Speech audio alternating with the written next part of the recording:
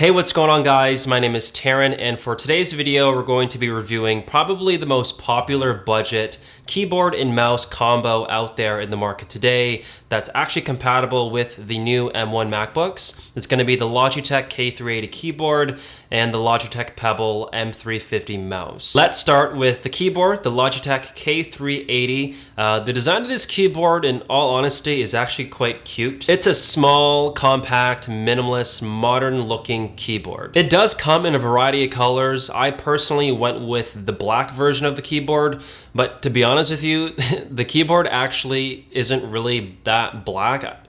I don't even think it's black at all, to be honest. The actual keyboard is more of a dark gray with a hint of navy in it. I think this is worth pointing out for people looking for a more specific design aesthetic on their desk.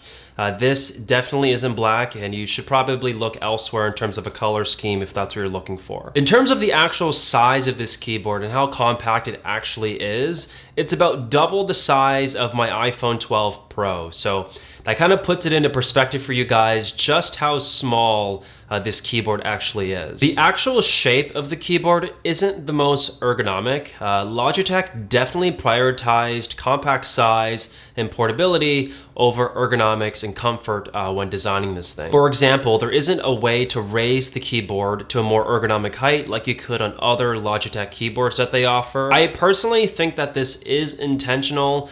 This really is meant for somebody who's more on the go, who needs something compact, and adding those kinds of features sort of takes away from that goal in terms of the design of this specific product. I'm not gonna fault Logitech on this because I do think this was very intentional.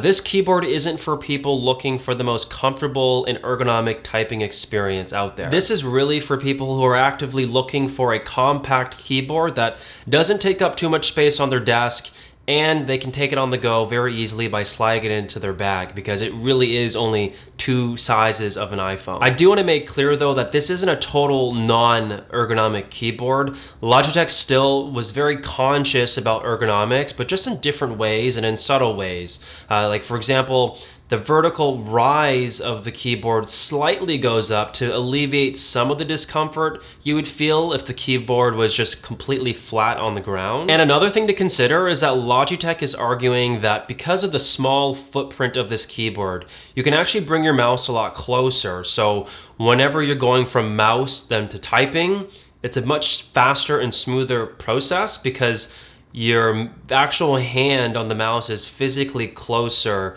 to the keyboard than it was if you were to use a full-size keyboard. Okay, here's the thing. In the real world, I don't know if I personally agree with that. I have never had an issue, I've never even thought about this as an issue, of using a full-size keyboard with a number keypad with my mouse on, just at the very end of it. I never found the distance between my mouse and then going back to a full-size keyboard an issue versus now being able to go from my mouse to a more condensed keyboard. That savings of like 20 centimeters or 15 centimeters, it hasn't made a difference for my experience at all. But again, remember, this is a review of my personal experience. You actually might enjoy saving that little bit of extra, there might be more comfort for you going from mouse to keyboard a lot quicker than if you had to have done that on a full size one. In terms of the actual weight of the keyboard, it's extremely light. You can pick it up with one hand.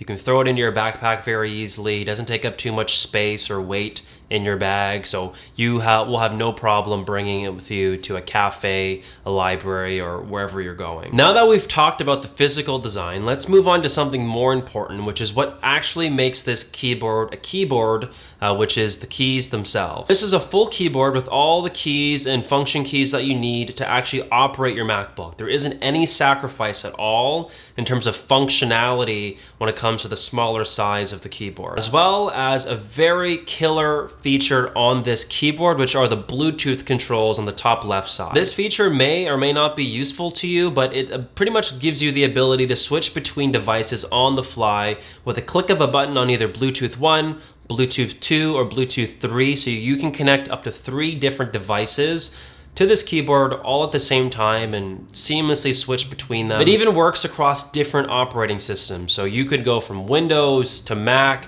to iPad OS. You can go from Chrome OS to iOS on your phone to Android on your smartphone. Like, You can go however many directions you want in terms of multi-device support. I don't know if you guys heard that or not, but I'm like cooped up in a condo building, and that guy's car was so loud outside that it like bled through all the walls and whatnot. As for the keys themselves, this was actually quite strange for me. They're circular, and my entire life of living on this planet for 23 years, I've been typing on square keys. So this was a very interesting experience for me. I personally did not like the keys at all when I first got it. I kept mispressing, and it was quite strange because they weren't square, but you very quickly over a few days get used to the circular keys, and I actually kind of grew to like them in their own unique way. Now onto the most important thing when it comes to buying a keyboard, which is the typing experience and how it feels. The tough thing that Logitech had to deal with here is that they wanted to create a small compact keyboard for people looking for small compact keyboards, but the problem is when you're going down that route in terms of design, you run a huge risk of sacrificing comfort, ergonomics, and did they do that? Did they sacrifice on that? I'm gonna start off by saying that comfort is very unique to the individual. It depends on the size of your hands. Actually even depends on where you're typing. If you're typing sitting down at a desk, if you're typing standing up, how ergonomic is your desk? How good is your chair? Like, there's all these factors that go into whether or not typing on any kind of keyboard, wherever it's from, whether or not that's going to be comfortable for you or not. In my personal experience, it pains me to say this because this is such a popular keyboard amongst the entire world, but I don't find the Logitech K380 to be very comfortable. In fact, I find it quite uncomfortable to use. But the reason for this is very unique to me. It comes down to the kind of workflow that I have when I use a computer. I spend the majority of my time typing and creating scripts for these videos and for my reviews online. And these scripts, I don't type them in 10, 15 minutes. They can take me hours upon hours to create.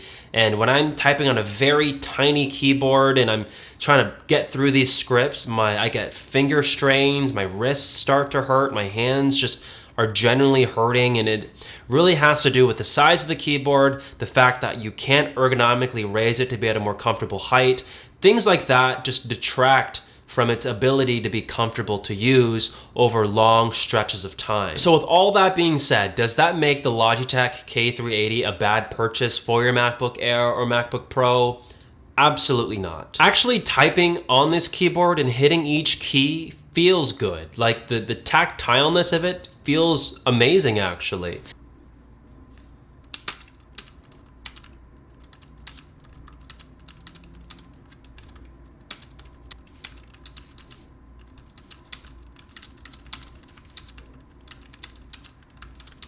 And each click isn't too loud either, so I'd actually feel quite comfortable bringing this Logitech K380 with me to a library or someplace quiet, or even typing at night. I would feel confident knowing that I wouldn't be waking anybody up or being disturbing. So when I speak to the discomfort of the K380, I'm really speaking to how it feels when you actually use it for a long time. And I kind of put a timer. I would say after about 20 to 30 minutes of using it nonstop, that's when I'm starting to feel a lot of discomfort in my hands. Every great keyboard needs its sidekick companion mouse, and thankfully Logitech thought about this and they created the Pebble M350. The design of this mouse, just like its keyboard counterpart, is actually very cute to look at, in my opinion. It comes in multiple colors. I personally went with the blue-gray variant of it. It's an extremely lightweight mouse, and the actual size of it is about 3/4 the size of my iPhone 12 Pro. So it kind of gives you an idea of just how small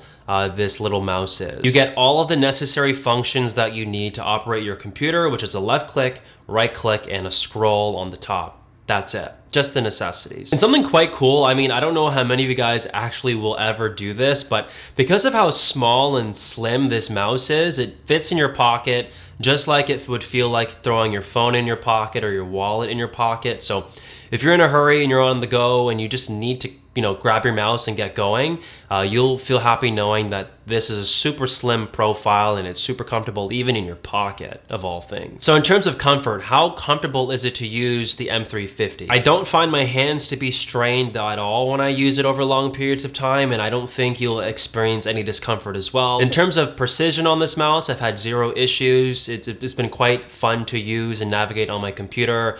Navigating the mouse on the MacBook Air hasn't been an issue on any kind of surface that I've used it on, at least in my house, either on wood or a countertop on my home.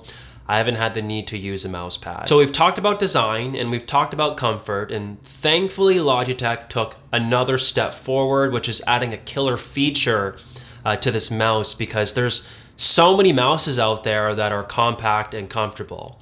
But not every mouse is as silent as the M350, which is, I'm just gonna roll a clip here. Listen to how silent this mouse is.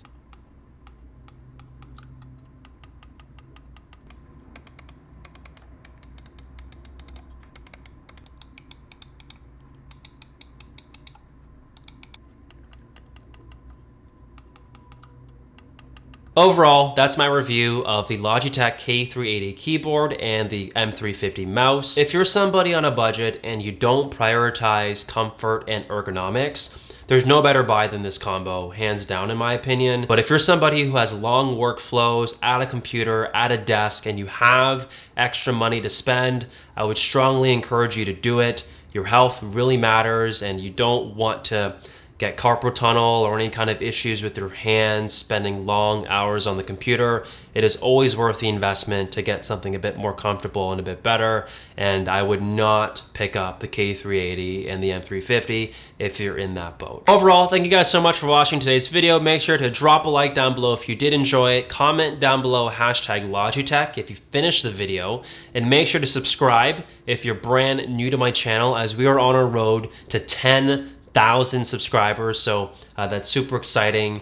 But anyways, I'll catch you guys all in another video in the future. Peace.